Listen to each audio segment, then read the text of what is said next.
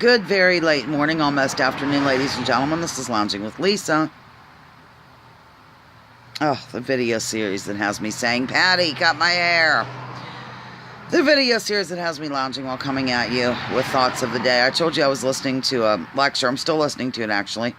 Well, not right this moment. I'm coming at you live.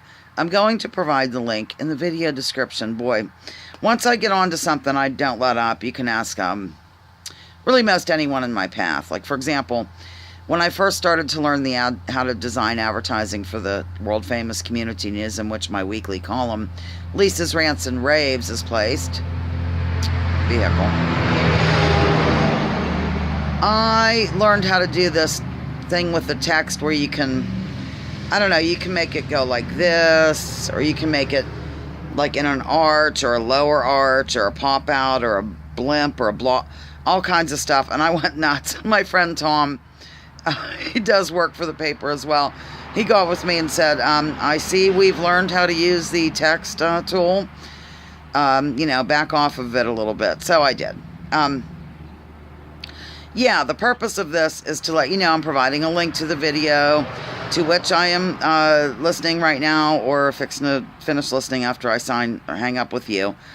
And, I had mentioned when I was filming Todd that I was going to come at you wildly with how do we as human beings just sort of, I guess, accept atrocities unfolding around the world. I know there's not a ton we can do about it.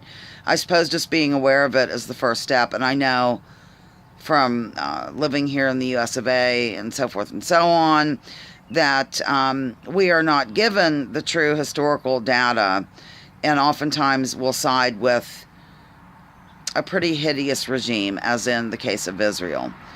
As Miko Peled brought to light, vehicles. He didn't bring vehicles to light. As he brought to light, I mean, leaving aside the constant bombing and whatnot that goes on over there, just basic everyday life. He said that if you approached a man on the street and started to talk about the everyday life of a Palestinian living in the Gaza Strip, that they just wouldn't believe it. It's so horrifying. The basic things we take for granted, like access to clean water or being able to quickly get to a hospital, food, normal everyday things, are just a constant battle for these people that are occupied by a brutal, hideous, racist regime known as the State of Israel. So, from what I can gather from the various research I've done, 95% of the drinking water in the Gaza Strip is not really consumable. That is atrocious, ladies and gentlemen. And I often hear about, how did the world just let the Holocaust unfold? And how is it that nobody did anything about it? And blah, blah, blah. Hello? The more things change, the more they stay the same kind of scenario. This is unacceptable. Unacceptable. We have got to start bringing this to light to everybody in our path.